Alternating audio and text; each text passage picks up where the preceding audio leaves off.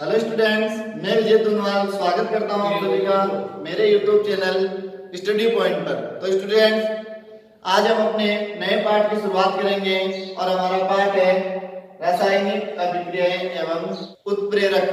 तो इस पाठ में हम विभिन्न प्रकार की रासायनिक अभिक्रियाओं के बारे में पढ़ेंगे और उत्प्रेरक क्या होता है उसके बारे में भी हम विस्तार से पढ़ेंगे। तो आइए शुरुआत करते हैं अपने पाठ की। तो पाठ में सबसे पहला टॉपिक अपने आता है परिवर्तन के बारे में। सबसे पहला टॉपिक आता है परिवर्तन।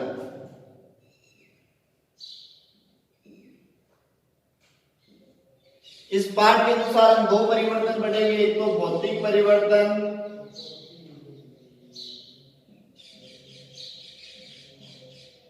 और एक रासायनिक परिवर्तन।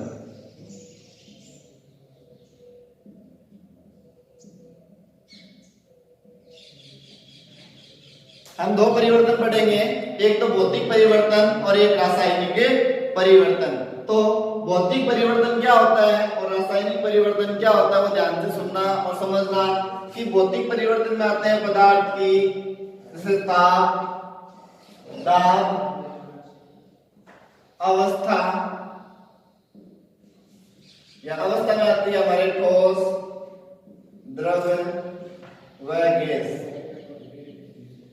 यदि पदार्थ के तापमान में परिवर्तन होता है, यदि उस पदार्थ पर दाब लगा है उसमें परिवर्तन होता है, या पदार्थ की अवस्था परिवर्तित होती है, ठोस से द्रव, द्रव से गैस, द्रव से ठोस, गैस से द्रव, द्रव से ठोस, ये अवस्था परिवर्तन होती है, तो कौन सा परिवर्तन होता है?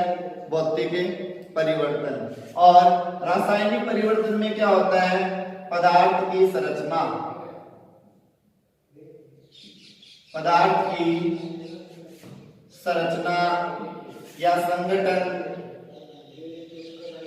आदि में क्या होता है? परिवर्तन होता है। भौतिक परिवर्तन में क्या होता है? तापमान में परिवर्तन हो जाता है, दाब में परिवर्तन हो जाता है, अवस्था यानी ठोस, द्रव, गैस इनमें परिवर्तन होता है। तो कौन सा परिवर्तन कर लेते हैं?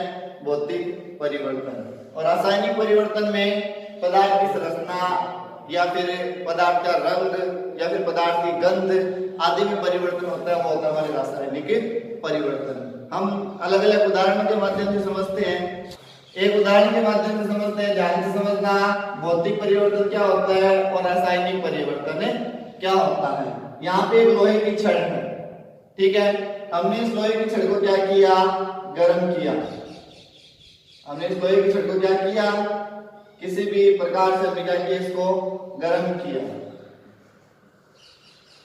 तो गर्म करने पर क्या होगा बताइए आप? इसका तापमान बढ़ जाएगा, इसका तापमान बढ़ जाएगा।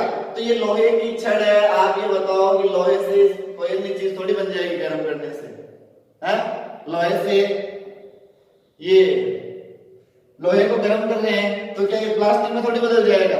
नहीं बदलेगा। क्या रहेगा? लोहे का लोहा ही रहेगा। तो ये परिवर्तन कौन सा होगा? हमारे भौतिक परिवर्तन। कौन सा परिवर्तन हो जाएगा? भौतिक परिवर्तन, ठीक है। आप इस पर दाब लगाओगे, इसे मोड़ दोगे, लोहे की छड़ है, आपने इसे मोड़ दिया, ठीक है। मोड़ने पर क्या रहेगा? रहेगा तो लोहे का लोहा है। आप इसका नाम थोड़ी बदल दोगे, है? ये तो रबड़ हो गया, नहीं होगा रबड़, रहेगा लोहे का लोहा है। कौन सा परिवर्तन हुआ? भौतिक परिवर्तन। कौन सा परिवर्तन हुआ? भौतिक परिवर्तन। एक बल्ब है, बल्ब को आपने चालू किया, इसने प्रकाश दे दिया, ठीक है। वापस बंद कर दो, चालू कर दो, बंद कर दो, क्या रहेगा? ये बल्ब का बल्ब ही रहेगा। कौन सा परिवर्तन हुआ?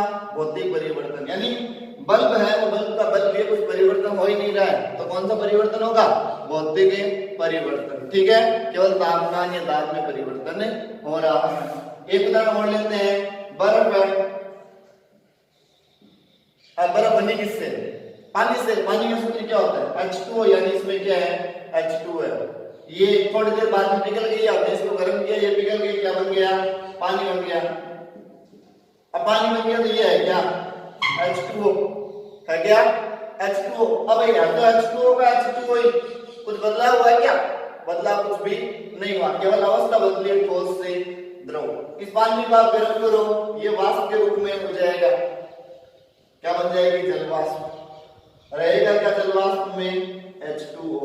तो यहाँ पे भी H2O, यहाँ पे भी H2O और यहाँ पे भी H2O। कोई बदलाव हुआ?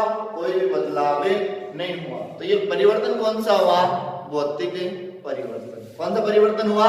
भौतिक परिवर्तन। ठीक है, एक दो उदाहरण और समझते हैं। जैसे कि कागज है, कागज का टुकड़ा है, आपने इसे क्या किया? फाड़ दिया और कितने टुकड़े कर दिए? 2।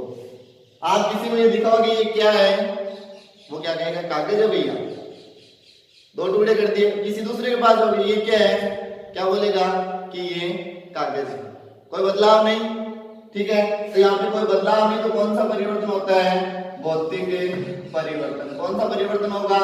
भौतिक परिवर्तन। आई बात समझ में अच्छी तरीके से? भौतिक परिवर्तन क्या होता है?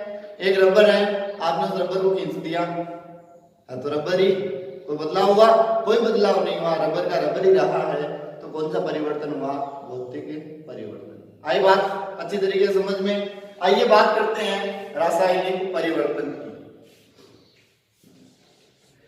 तो रासायनिक परिवर्तन में क्या होता है, मैं आपको उदाहरण लेके समझाता हूं कि दूध है,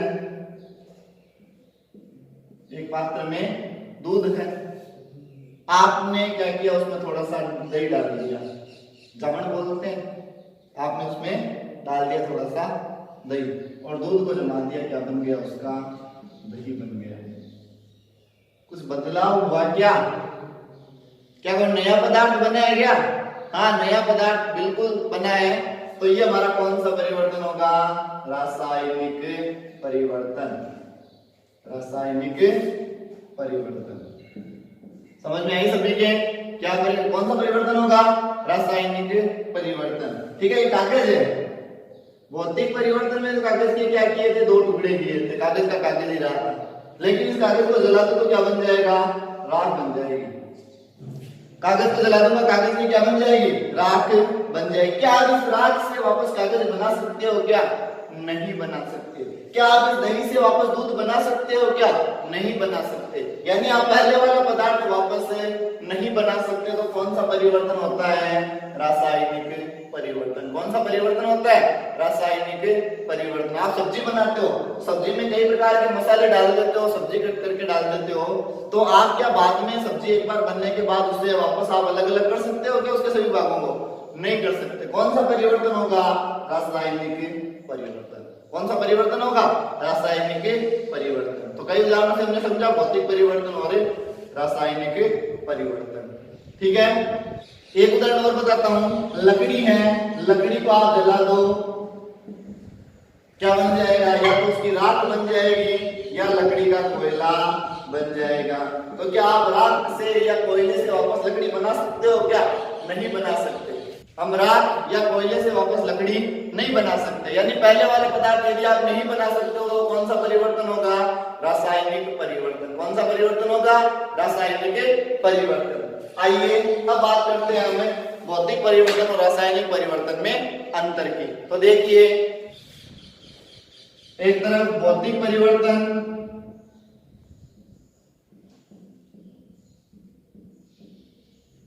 और एक तरफ रासायनिक परिवर्तन।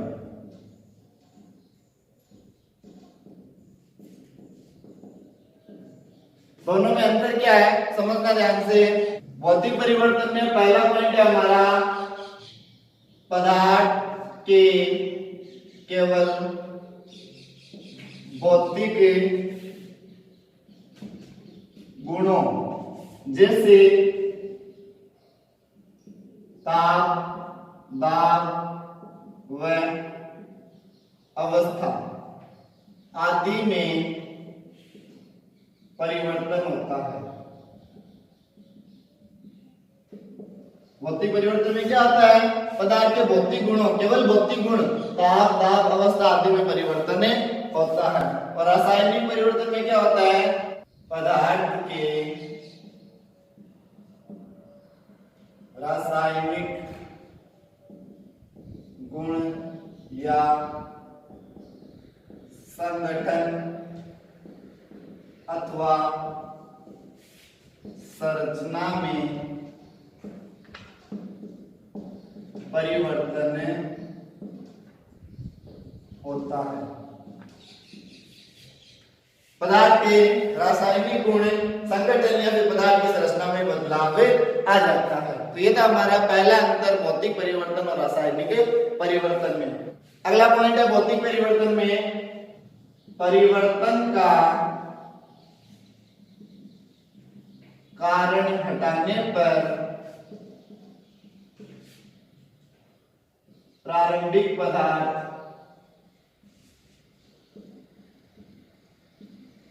पुनः प्राप्त हो जाता है। और इसमें अगला पॉइंट है परिवर्तन का कारण हटाने पर पुनः प्रारंभिक पदार्थ प्राप्त नहीं होता है। यानी दूसरे पॉइंट में क्या परिवर्तन का कारण रखो आप, यानी परिवर्तन हुआ किस कारण है। जैसे कि आपने एक बर्फ था, बर्फ को आपने क्या किया, गर्म किया, वो पानी में बदल गई। तो गर्म करने पर वो पानी में बदली, उसे वापस ठंडा कर दो, वो किसमें बदल जाएगी, बर्फ में बदल जाएगी, बदल सकती है। तो परिवर्तन का कारण हटाने पर पुनः प्रारंभिक पदार्थ प्राप्त हो जाता है। परंतु रासायनिक परिवर्तन में परिवर्तन का कारण हटाने पर पुनः प्रारंभिक पदार्थ प्राप्त नहीं होता। दूध से आपने दही बनाया था, तो दूध में थोड़ा सा दही डाला था और थोड़ा सा दही डालने पर वो पूरा पूरा दूध किसमें बदल गया था, दही में बदल गया था। और अब आप परिवर्तन का कारण हटाओ, परिवर्तन किसके कारण हुआ था, थोड़े से दही के कारण। आप उसमें से थोड़ा सा दही वापस हटा लो, क्या वो दूध बन जाता है क्या, बिल्कुल भी नहीं बनता। यानी परिवर्तन का कारण हटाओगे तो पुनः प्रारंभिक पदार्थ हमें प्राप्त नहीं होता है। अगला पॉइंट देखना, यह परिवर्तन अस्थायी होता है। यह परिवर्तन अस्थायी होता है। और किसमें हो जाएगा, यह स्थायी परिवर्तन होता है। यह परिवर्तन अस्थायी होता है। अस्थायी का मतलब होता है ज्यादा देर तक नहीं टिकता।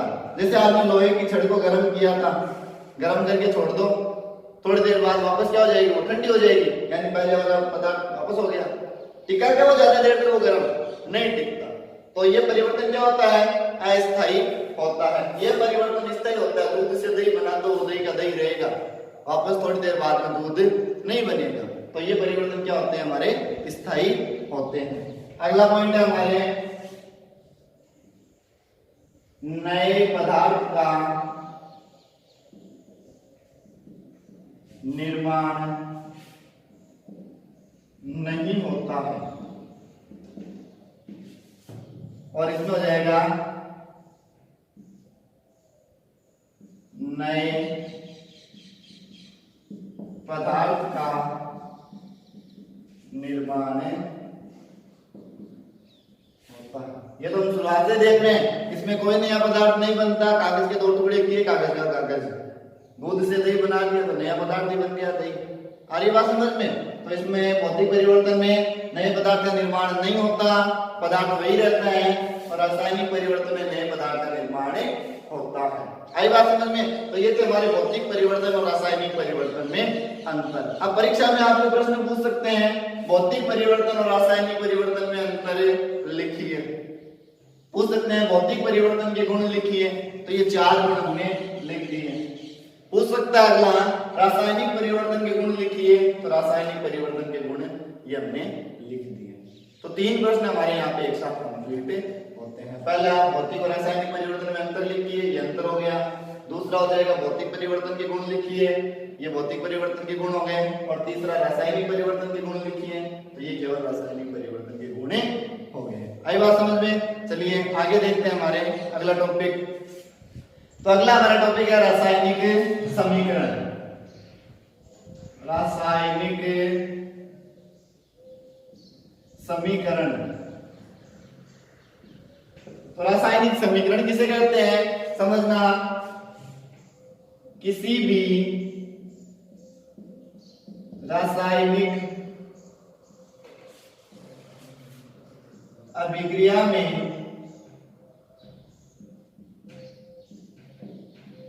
पदार्थों को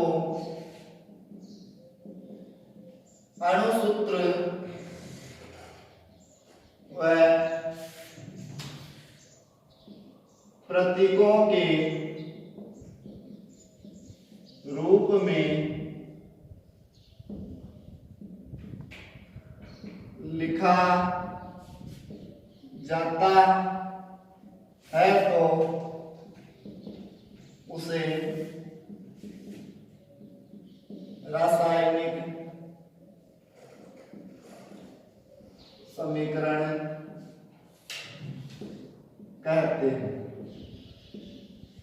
रासायनिक समीकरण किसे कहते हैं? किसी भी रासायनिक अभिक्रिया में जो भी पदार्थ होते हैं उनको यदि उनके अणुसूत्र यानी उनके क्या क्या सूत्र होते हैं या फिर उनके क्या प्रतीक होते हैं उस रूप में लिखते हैं तो उसे क्या कहते हैं? रासायनिक समीकरण। अब रासायनिक अभिक्रिया क्या होती है? तो रासायनिक अभिक्रिया कहते हैं रासायनिक परिवर्तन को। जब किसी पदार्थ में रासायनिक परिवर्तन होता है, अभी हमने पढ़ा था भौतिक परिवर्तन और रासायनिक परिवर्तन।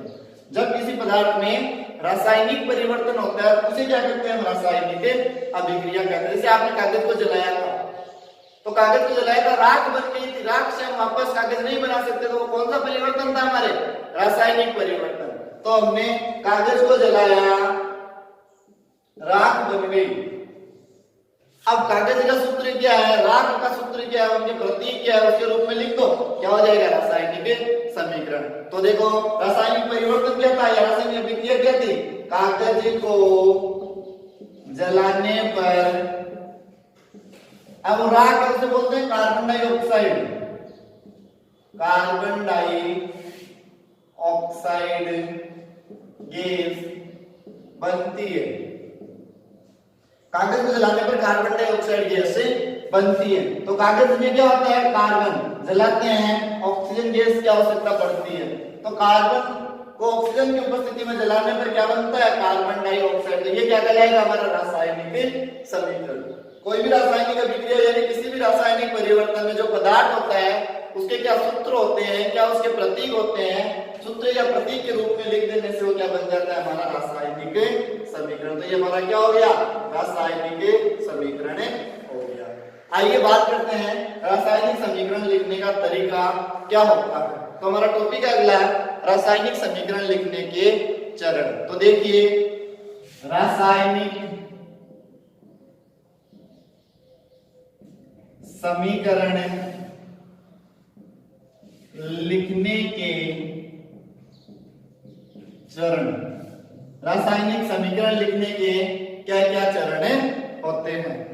सबसे पहले आएगा हमारे रासायनिक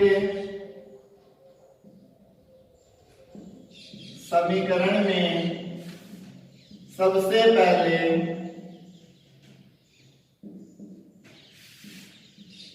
अभिकारकों को लिखा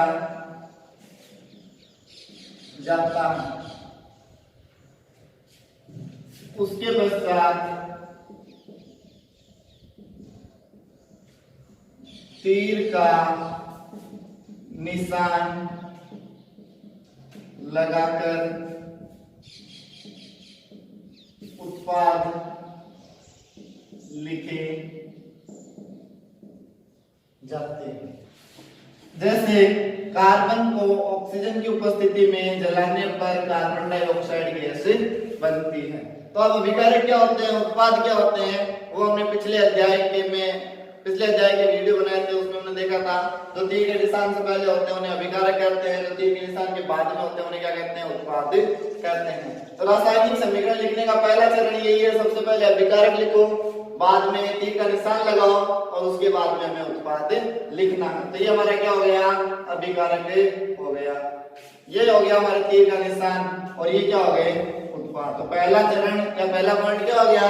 सबसे पहले अभिकारक, उसके बाद में तीर का निशान और उसके बाद में उत्पाद हमने लिख दिया। अगला पॉइंट है, यदि अभिकारक या उत्पाद दो या दो से अधिक हो तो उनके मध्य प्लस यानी धन का चिन्ह लगाया जाता है। तो यहाँ पे देखो आप अभिकारक कितने? दो है, एक तो कार्बन और एक ऑक्सीजन। तो दो हो गए तो उनके बीच में कौन सा निशान लगाया जाता है? प्लस का निशान लगाया जाता है। ये भी आपके बात समझ में आई होगी। अभिकारक या फिर उत्पाद दो या दो से अधिक हो तो उनके बीच में क्या लगाया जाता है? तीर का निशान, सॉरी प्लस का निशान लगाया जाता है। ये था हमारा दूसरा पॉइंट। यदि हम तीसरे पॉइंट की बात करें तो अभिकारक में अभिक्रिया में तीर के निशान से पहले व अभिक्रिया में तीर के निशान के बाद दोनों तरफ अणुओं या फिर परमाणुओं की संख्या क्या होती है? बराबर होती है। यदि बराबर नहीं है तो हमें अभिक्रिया को या फिर समीकरण को क्या करना पड़ेगा? संतुलित करना पड़ेगा। जैसे यहाँ पे देखिए कार्बन कितने हैं? एक। इधर कार्बन कितने हैं? एक। ऑक्सीजन कितने हैं? O2। इधर कितने हैं? O2। यानी इसमें तीर के निशान से पहले और तीर के निशान के बाद में अभिकारकों या फिर परमाणुओं की संख्या क्या है या फिर अणुओं की संख्या क्या है? बराबर है। तो हमारा ये समीकरण क्या है? संतुलित है। उसके बाद में बात करते हैं अगले पॉइंट की। तो रासायनिक अभिक्रिया में या फिर रासायनिक समीकरण में जो अभिकारक या उत्पाद होते हैं उनकी भौतिक अवस्था भी हमें दर्शानी होती है। ये भी रासायनिक समीकरण के चरण में आते हैं। तो उनकी भौतिक अवस्था क्या होती है? या तो ठोस या द्रव या फिर गैस। तो हमें ठोस के लिए क्या लिखना पड़ेगा? S यानी सॉलिड। द्रव के लिए हम लिखेंगे L यानी लिक्विड और गैस के लिए हम लिखेंगे G यानी गैस। तो रासायनिक समीकरण में जो पदार्थ ठोस अवस्था में है उसके साथ में कोष्ठक में क्या लिखेंगे? S। जो पदार्थ द्रव अवस्था में उसके साथ में क्या लिखेंगे? L। और जो पदार्थ गैस की अवस्था में है उसके साथ में क्या लिखेंगे? G लिखेंगे। जैसे इसमें समझना, यहाँ पे ये कार्बन है तो कार्बन कौन सी अवस्था में होता है? ठोस अवस्था में होता है। तो यहाँ पे कोष्ठक में लिख देते हैं S। ठीक है। यहाँ पे ये ऑक्सीजन है तो ऑक्सीजन तो सभी को पता है क्या होती है? गैस होती है। तो यहाँ पे हम लिख देंगे G। कार्बन डाइऑक्साइड, तो कार्बन डाइऑक्साइड भी क्या होती है? गैस होती है। तो यहाँ पे हम लिख देंगे G। तो रासायनिक समीकरण में या रासायनिक अभिक्रिया में पदार्थ की भौतिक अवस्था दर्शाने के लिए ठोस के लिए S, द्रव के लिए L और गैस के लिए G साथ में कोष्ठक में लिखा जाता है। ये था आपके रासायनिक समीकरण लिखने का चरण। ठीक है। अगले पॉइंट की यदि हम बात करें तो अगला पॉइंट है हमारा, यदि किसी रासायनिक अभिक्रिया में ताप या दाब की भी आवश्यकता पड़ती है, यदि किसी रासायनिक अभिक्रिया में ताप या दाब की भी आवश्यकता पड़ती है तो जितना ताप दे रहे हैं या फिर जितना दाब हम लगा रहे हैं उस ताप या दाब की मात्रा को हम तीर के निशान के ऊपर लिखते हैं। जैसे मान लो यहाँ पर तापमान है 200 केल्विन, तो यहाँ पे मैं लिख दूंगा 200 केल्विन। दाब है 20 एटीएम यानी एटमॉस्फेयर दाब है, वायुमंडलीय दाब है। तो ताप या दाब को कहां पे लिखा जाता है? तीर के निशान के ऊपर लिखा जाता है। अब यदि मान लो कोई पदार्थ जलीय विलयन के रूप में है, जलीय विलयन यानी जल में घुला हुआ है, जैसे नमक का जलीय विलयन लिख दिया, नमक का जलीय विलयन यानी NaCl किसमें घुला हुआ है? जल में घुला हुआ है। तो यदि कोई पदार्थ जलीय विलयन के रूप में है तो कोष्ठक में क्या लिखा जाता है? AQ यानी एक्वा। AQ लिख देंगे तो इसका अर्थ हो जाएगा ये जो नमक है वो किसमें घुला हुआ है? जल में घुला हुआ है। ये भी हमारे रासायनिक समीकरण लिखने के चरण में आते हैं। उसके अलावा यदि कोई रासायनिक अभिक्रिया उत्क्रमणीय अवस्था में होती है, यदि कोई रासायनिक अभिक्रिया उत्क्रमणीय अभिक्रिया होती है तो तीर का निशान हम कुछ इस प्रकार लगाते हैं, इस प्रकार। दोनों ओर क्या होता है? अर्ध तीर का निशान होता है। यानी अभिकारक से उत्पाद भी बनते हैं और उसी समय उत्पाद से अभिकारक भी बनते हैं। इसे बोलते हैं उत्क्रमणीय अभिक्रिया। उसके अलावा और भी कई सारे चरण हैं। ऊष्माक्षेपी है या ऊष्माशोषी अभिक्रिया होती है तो फिर हम यहाँ पे आगे लिखते हैं ऊष्मा की मात्रा। ठीक है। लेकिन हमने महत्वपूर्ण पॉइंट देख लिए रासायनिक समीकरण लिखने के चरण में। आई बात समझ में? उसके आगे हम बात करते हैं रासायनिक समीकरण की विशेषता, यानी रासायनिक समीकरण की क्या क्या विशेषताएं होती है। ये तो हमने देख लिया रासायनिक समीकरण लिखने के चरण, कौन कौन से मुख्य बिंदु है। अब देखेंगे रासायनिक समीकरण की विशेषता। तो देखिए रासायनिक समीकरण की विशेषताएं। तो आगे है रासायनिक समीकरण की विशेषताएं। रासायनिक समीकरण की विशेषताएं, रासायनिक समीकरण की क्या क्या विशेषताएं होती हैं? तो कोई भी रासायनिक अभिक्रिया होती है उसमें पदार्थ की अवस्था के बारे में हमें पता चल जाता है। पदार्थ की किसके बारे में? अवस्था के बारे में हमें पता चल जाता है। उसमें कौन से अभिकारक है या फिर कौन सा उत्पाद है उनके बारे में हमें पता चल जाता है। ठीक है, रासायनिक अभिक्रिया में हमने कितना ताप दिया है, हमने कितना दाब लगाया है, या फिर रासायनिक अभिक्रिया में कौन सा उत्प्रेरक है उसके बारे में हमें रासायनिक समीकरण को देखने से पता चल जाता है। ताप, दाब, उत्प्रेरक हमने पढ़ा था अभी जस्ट पहले। रासायनिक समीकरण लिखने के चरण में जो चरण है वो इसकी क्या होती है? विशेषताएं होती हैं। अभिक्रिया ऊष्माक्षेपी है या फिर ऊष्माशोषी, ऊष्माक्षेपी है या ऊष्माशोषी, उसके बारे में भी हमें पता चल जाता है। क्योंकि रासायनिक समीकरण लिखने के चरण में हम लास्ट में लिखते हैं ऊष्माक्षेपी है या ऊष्माशोषी, तो हम समीकरण को देख के पता लगा सकते हैं। अभिक्रिया या फिर रासायनिक समीकरण उत्क्रमणीय है या अनुत्क्रमणीय, उसके बारे में भी हमें पता चल जाता है। रासायनिक हमारा जो समीकरण है या रासायनिक अभिक्रिया है वो उत्क्रमणीय अभिक्रिया है या फिर अनुत्क्रमणीय अभिक्रिया है, वो भी हमें पता चल जाता है। कैसे? यदि साधारण तीर का निशान होता है तो अनुत्क्रमणीय, यदि दोनों ओर अर्ध तीर का निशान है तो हमारा कौन सा हो जाएगा? उत्क्रमणीय अभिक्रिया हो जाएगी। तो ये हमारी रासायनिक समीकरण की विशेषता है। पहली विशेषता क्या थी? अभिकारक या उत्पाद की हमें जानकारी हो जाती है। या दूसरा पॉइंट क्या था? पदार्थ की अवस्था के बारे में हमें पता चल जाता है। तीसरा पॉइंट क्या था? ताप, दाब या उत्प्रेरक कौन सा है उसके बारे में हमें पता चल जाता है। चौथा पॉइंट क्या था? अभिक्रिया या फिर समीकरण ऊष्माक्षेपी है या फिर ऊष्माशोषी है, उसके बारे में हमें पता चल जाता है। अगला पॉइंट क्या है कि अभिक्रिया की उत्क्रमणीयता की भी हमें जानकारी हो जाती है। तो ये थे हमारे रासायनिक समीकरण की विशेषताएं। आगे बात करते हैं रासायनिक समीकरण की कमियां, यानी रासायनिक समीकरण लिखते हैं तो किन किन चीजों के बारे में हमें पता नहीं चलता है, उसकी क्या क्या कमियां होती है।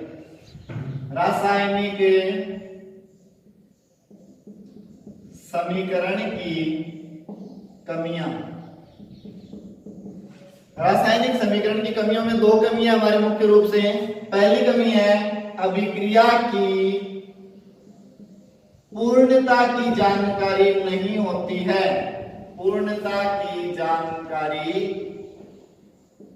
नहीं होती है, यानी कोई रासायनिक अभिक्रिया कब शुरू हो रही है और कब खत्म हो रही है उसके बारे में हमें कोई पता नहीं चलता। जैसे मैंने लिख दिया C+O2 कार्बन को ऑक्सीजन की उपस्थिति में जलाने पर कार्बन डाइऑक्साइड बनती है। हमें ये पता है अभिकारक कौन सा, उत्पाद कौन सा है, लेकिन इसको देखने में पता चल रहा है क्या कब अभिक्रिया शुरू हो रही है, कब हमारी अभिक्रिया खत्म हो रही है। तो रासायनिक समीकरण की ये क्या हो गई कमी, कि अभिक्रिया कब पूर्ण हुई या फिर कब शुरू huई उसके बारे में हमें कोई पता नहीं चलता।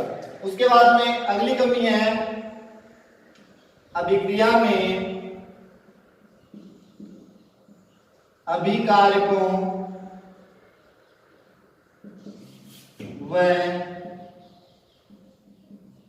उत्पादों की सांद्रता के बारे में पता नहीं चलता। अभिक्रिया में अभिकारकों व उत्पादों की सांद्रता, सांद्रता का यहाँ पे है मात्रा। यहाँ पे देखो कार्बन कितना है कोई बता सकता है क्या? नहीं बता सकता। हमें ये पता है कार्बन को ऑक्सीजन की उपस्थिति में जलाने पर कार्बन डाइऑक्साइड गैस बनती है, लेकिन इसमें आप बताओ देखें कि कार्बन कितना है, 1 kilo, 2 kilo, 4 kilo, 5 kilo. Oxygen आपने कितने ली है? 1 लीटर, 2 लीटर, कुछ पता नहीं चलता। कार्बन डाइऑक्साइड गैस कितनी बन रही है हमें कुछ भी पता नहीं चलता। यानी अभिकारक कितने हैं या अभिकारकों की मात्रा या सांद्रता या उत्पाद की मात्रा या सांद्रता, इसके बारे में हमें कोई भी पता नहीं चलता। तो रासायनिक समीकरण की कमियों में क्या कमियां थी? पहला तो था अभिकारक पहली तो थी अभिक्रिया की पूर्णता की जानकारी हमें नहीं होती, और दूसरी कमी क्या थी, अभिक्रिया में अभिकारकों और उत्पादों की सांद्रता यानी मात्रा के बारे में पता नहीं चलता है। तो ये थी हमारे रासायनिक समीकरण की कमियां। और इसी के साथ आज का वीडियो हम यहीं पे समाप्त करते हैं। तो आज के वीडियो में हमने क्या पढ़ा, परिवर्तन कौन सा, भौतिक और रासायनिक परिवर्तन, रासायनिक समीकरण किसे कहते हैं, रासायनिक समीकरण लिखने के चरण, रासायनिक समीकरण की विशेषता और रासायनिक समीकरण की कमियां। उम्मीद करता हूं जो भी बातें आपको बताई आप सभी को अच्छी तरीके से समझ में आई होगी। यदि आपको हमारे द्वारा बनाए गए वीडियो पसंद आ रहे हैं तो हमारे वीडियो को लाइक करें। यदि आप मेरे चैनल पर नए हैं तो मेरे चैनल को सब्सक्राइब करें तथा बेल आइकन बटन जरूर दबाएं ताकि मेरे द्वारा बनाए गए वीडियो सबसे पहले आप तक पहुंच सके। और हाँ, वीडियो को अपने दोस्तों के साथ अधिक से अधिक शेयर करें ताकि उनको भी इसका लाभ मिल सके। मिलते हैं अगले वीडियो में इसके आगे के टॉपिक के साथ, तब तक जय हिंद जय भारत।